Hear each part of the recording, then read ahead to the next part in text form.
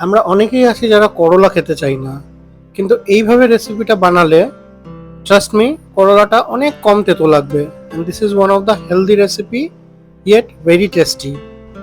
So প্রথমে যেটা করতে লাগবে, করলাগুলোকে কুচি কুচি করে আমি এরকমভাবে স্লাইস করে নিয়েছি, মাঝের বীজগুলোকে ফেলে দিয়েছি।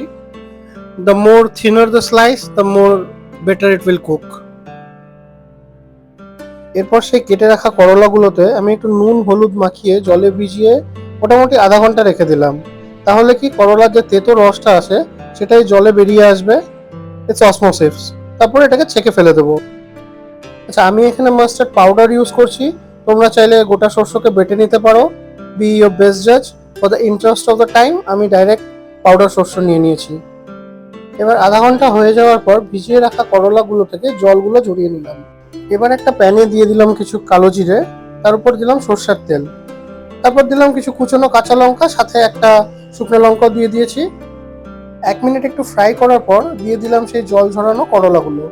তারপর হালকা আছে এটাকে অনেকক্ষণ ধরে ভাজবো যতক্ষণ না গোল্ডেন ব্রাউন হচ্ছে। সাথে নুন আর হলুদও একটু দিয়ে দিলাম। মেন জিনিসটা হচ্ছে এই রেসিপিটাতে করলাটাকে বেশ কড়া করে ভাজা। তোমরা দেখছো যে করলাগুলো বেশ কড়া করে ভাজা হয়ে গেছে। এখন আমি ওই ভিজিয়ে রাখা সরষের পেস্টটা দিয়ে দিলাম।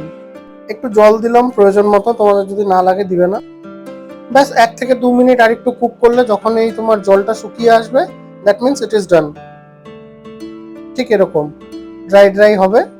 তারপর প্লেটিং করে গরম ভাতের সাথে সার্ভ করো। Trust me, this test wonderful.